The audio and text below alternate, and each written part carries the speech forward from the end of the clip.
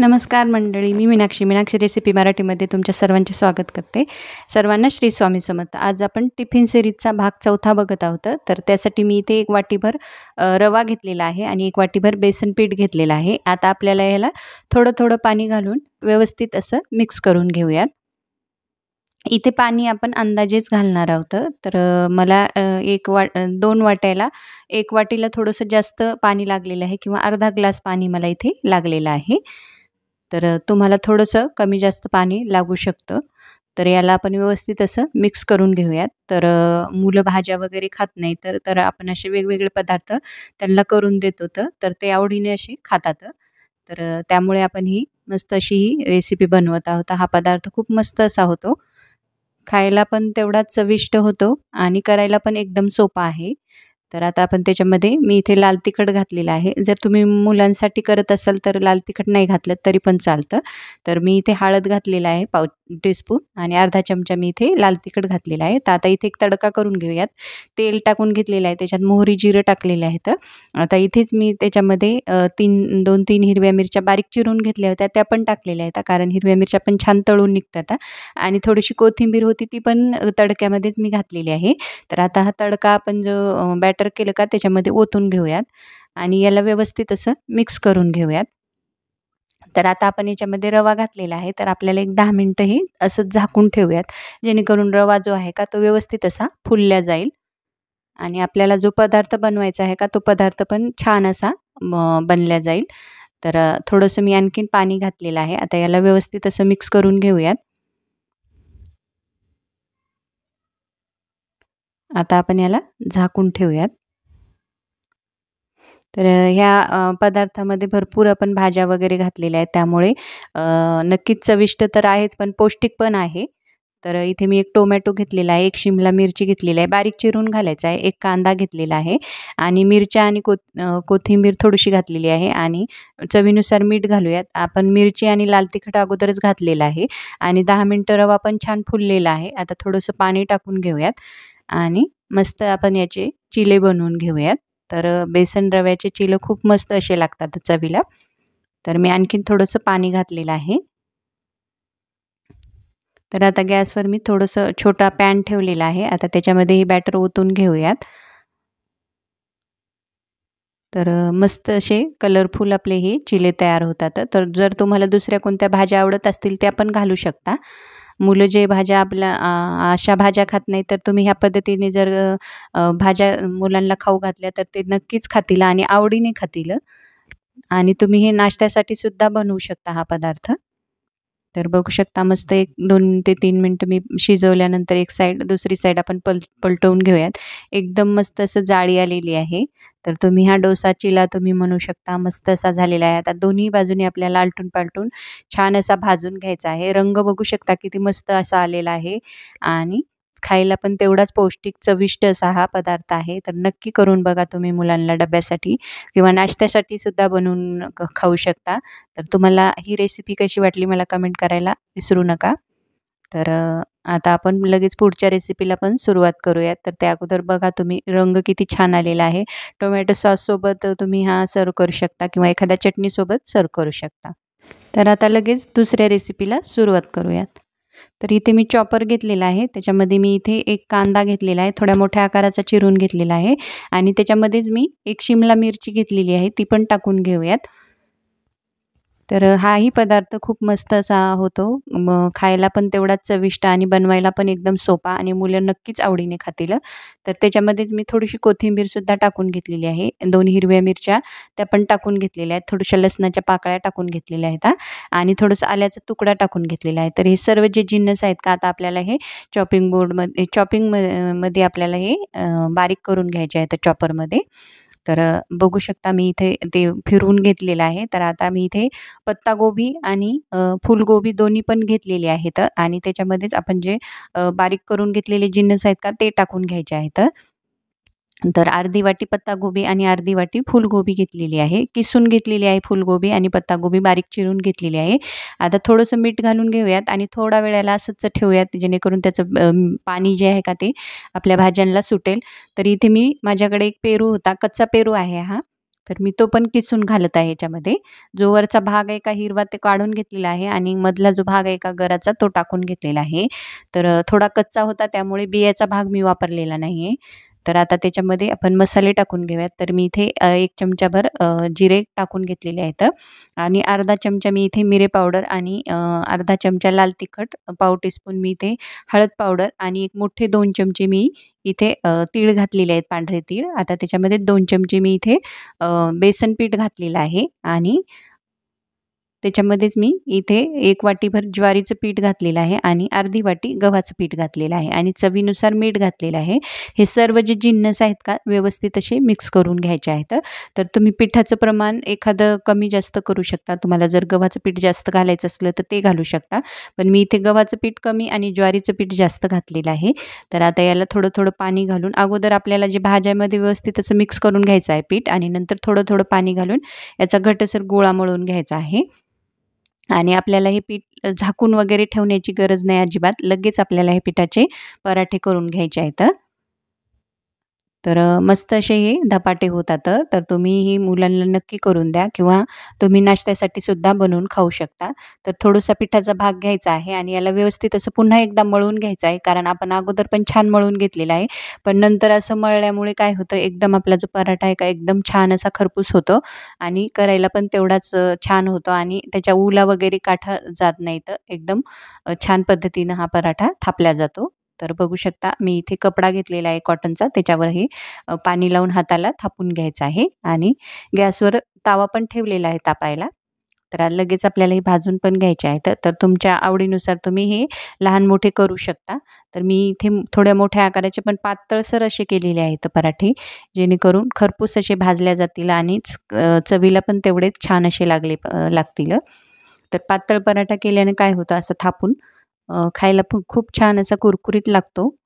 तर मुलं नक्कीच आवडीने खातील. तर आता आपण त्याच्यामध्ये तीळ वरतून लावून घेऊयात आणि असे छिद्र करून घेऊयात. तर तुम्ही आणखीन कोणत्या भाज्या याच्यामध्ये घालायच्या असतील तर त्या पण घालू शकता.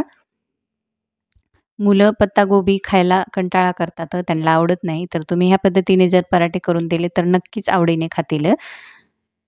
तर एक वेळेस तुम्ही हे पराठे नक्की करून बघा. तर आमच्या इकडे याला धपाटे म्हणतात. तुमच्या इकडे काय म्हणतात ते पण मला कमेंटमध्ये नक्की सांगा. तर आता आपण हा धपाटा जो आहे का खरपूस असा भाजून घेऊयात. छिद्रामध्ये थोडं थोडं तेल घालून घेऊयात आणि खरपूस असा दोन्ही बाजूने आपण हा धपाटा जो आहे का तो भाजून घेऊयात. तर तुम्ही दह्यासोबत आणि लोणच्यासोबत सर्व्ह करू शकता. दह्यासोबत लोणच्यासोबत खूप मस्त असा हा धपाटा लागतो. तर मी दोन्ही बाजूने याला तेल लावून छान असं खरपूस भाजून घेत आहे आणि आपण याच्यामध्ये पांढरे तीळसुद्धा घातलेले आहेत. तर त्यामुळे त्या आणखीन पौष्टिक तर होतोच, पण चविष्ट पण खूप मस्त असा लागतो हा धपाटा. तर आता दोन्ही बाजूनी खरपूस होईपर्यंत भाजून घेऊयात. तर मी अगोदरच्या टिफिन सीरीजचं चे 3 भाग अपलोड केलेले आहेत चॅनलवर. तर तुम्ही नक्की चॅनलवर जाऊन बघू शकता आणि तुम्हाला त्या पण रेसिपी कशा वाटल्या मला कमेंट करून नक्की सांगा आणि आजच्या पण रेसिपी तुम्हाला कशा वाटत आहेत ते पण मला नक्की कमेंटमध्ये सांगा. तर आता आपण हा पराठा मस्त असा भाजून घेऊ आणि राहिलेले पण ह्या पद्धतीनेच सर्व धपाटे जे आहेत का ते करून घेऊयात. तर बघू शकता किती मस्त असा दिसत आहे. भन्नाट चवीचा असा हा आपले हे धपाटे तयार होतात आणि खायला पण तेवढेच चविष्ट होतात आणि आपण याच्यामध्ये भाज्यांचा सुद्धा वापर केलेला आहे. तर मी इथे लोणच्यासोबत दह्यासोबत सर्व्ह केलेला आहे. तर तुम्ही मुलांना जे पदार्थ आवडतात त्याच्यासोबत तुम्ही सॉससोबत सुद्धा सर्व्ह करू शकता आणि नाश्त्याला सुद्धा करून खाऊ शकता. तर मस्त असे आपले धपाटे तयार आहेत. तर लगेच तिसऱ्या रेसिपीला सुरुवात करूया. तर तिसरी रेसिपी जी आहे का मी 2 पद्धतीचे इथे पराठे केलेले आहेत. तर इथे मी आपण जे रेग्युलर गव्हाचं पीठ असतं का त्याचीच चपाती लाटून घेतलेली आहे. थोडी लहान साईजची अगोदर आपल्याला अशी जाडसर चपाती लाटून घ्यायची आहे आणि त्याच्यावर जो लोणचामध्ये जो मसाला निघतो का तो काढून घ्यायचा आहे आपल्याला आणि तो असा चपातीवर पसरवून घ्यायचा आहे. खूप मस्त असा हा आचारी पराठा लागतो, कारण याच्यामध्ये आपण आचार मसाला घातलेला आहे. आता त्याच्यामध्येच मी इथे बारीक चिरून घेतलेला कांदा घालायचा, पण आपल्याला कांदा खूप सारा याच्यावर घालून घ्यायचा आहे, जास्त प्रमाणात कांदा टाकून घ्यायचा, कोथिंबीर टाकून घ्यायची. आता कांदा कोथिंबीर घातल्यानंतर आपल्याला थोडंसं याला लाटून घ्यायचं आहे. तर अगोदर आपण जाडसर लाटलेला आहे आणि कांद्याचं प्रमाण थोडंसं जास्त घालायचं आहे. तर हाही पदार्थ मुलं नक्कीच आवडीने खातील किंवा तुम्ही नाश्त्याला बनवून सुद्धा खाऊ शकता. आता मी थोडंसं वरतून पीठ जे आहे का कोरडं पीठ भुरभुरवून घेतलेलं आहे आणि आपल्याला ह्या पद्धतीने लाटून घ्यायचं आहे. थोडंसं लाटण्याला चिटकले जाईल, पण चिटकू द्या, पण छान असं आपल्याला पातळसर होईपर्यंत लाटून घ्यायचं आहे. आणि नंतर असं आपल्याला खरपूस भाजून घ्यायचं आहे. तर तावा तापलेला आहे, त्याच्यावर मी टाकून घेतलेला आहे. आता दोन्ही बाजूनी खरपूस होईपर्यंत भाजून घ्यायचा आहे. तर एकदम सोपा, एकदम गडबडीत आपल्याला सकाळच्या घाई गडबडीमध्ये हा पटकन पराठा होतो तयार. करायला पण एकदम सोपा आणि खायला पण तेवढाच चविष्ट असा लागतो, कारण आपण त्याच्यामध्ये लोणच्याचा मसाला घातलेला आहे. तर आचारी पराठा तुम्ही हा म्हणू शकता. एकदम आचारी पद्धतीचा मस्त असा हा आपला खरपूस कांदा पराठा तयार होतो. तर मुलांना टिफिनला घाई गडबडीच्या वेळेत तुम्ही देऊ शकता किंवा नाश्त्याला सकाळच्या घाई गडबडीमध्ये हा पराठा तुम्ही नक्कीच करून खाऊ शकता आणि चवीला तर एकदम जबरदस्त असा होतो आणि करायला पण एकदम सोपा पद्धतीने. आता आपण लगेच दुसऱ्या पद्धतीचा सुद्धा पराठा करून घेऊया. तर सेम आपण चपाती लाटून घ्यायची आहे. इथे थोडी आपल्याला आपण रेग्युलर चपाती लाटतो का त्या पद्धतीचीच चपाती लाटून घ्यायची आणि जो लोणच्याचा मसाला आहे का तो लावून घ्यायचा आहे पूर्ण चपातीला आणि पुन्हा याच्यावर कांदा भुरभुरून घ्यायचा आहे किंवा टाकून घ्यायचा आहे. व्यवस्थित असा सर्व बाजूनी आपल्याला कांदा पसरवून घ्यायचा आहे. थोडीशी कोथिंबीर पसरवून घ्यायची आहे आणि याचा आपल्याला एक घट्टसर असा दाबून रोल तयार करून घ्यायचा आहे. जेणेकरून हा रोल आहे का तो खुलल्या नाही गेला पाहिजे. आणि आता मी व्हिडिओमध्ये दाखवत आहे त्याप्रमाणे मध्यभागी एक कट देऊन घ्यायचा आहे आणि त्याचा रोल पुन्हा तयार करून घ्यायचा आहे आणि आपल्याला हा पराठा लाटून घ्यायचा आहे. तर थोडंसं आपल्याला हा जाडसर पराठा लाटून घ्यायचा आहे, कारण एकदम पातळसर तुम्ही पराठा लाटसाल तर त्याच्यात जे सारण आहे का ते बाहेर निघलं जाईल. तर आता हा पराठा लाटून झाला की लगेच भाजून घ्यायचा आहे. एकदम खरपूस असा हा पराठा होतो आणि चवीला तर एकदम भन्नाट असा लागतो. दोन्ही पराठे तुम्ही एकदम सोप्या पद्धतीने मी तुम्हाला दाखवलेले आहेत. तर तुम्ही हे दोन्ही पराठे मुलांना डब्याला देऊ शकता. मुलं लोणचं वगैरे असं खात नाहीत, तर ह्या पद्धतीने करून तुम्ही मुलांना दिलं तर नक्कीच आवडीने खातील. आणि हा कांदा पराठा खूप मस्त असा होतो. चवीला तर एकदम जबरदस्त लागतो. तर आता आपण हा पण पराठा एकदम खरपूस भाजून घेऊया. तर तुम्ही दह्यासोबत, सॉससोबत सर्व्ह करू शकता. तर दोन्ही पराठे एकदम चवीला भन्नाट असे होतात आणि आपण भाजलेत पण खरपूस, त्यामुळे आणखीनच चविष्ट असे लागतात. तर दोन्ही कांदे पराठे आपले हे तयार आहेत. तर तुम्हाला ही पण रेसिपी कशी वाटली, एकदम सोप्या पद्धतीची आणि एकदम झटपट होणारी, तर मला कमेंटमध्ये नक्की कळवा ही रेसिपी तुम्हाला कशी वाटली ते.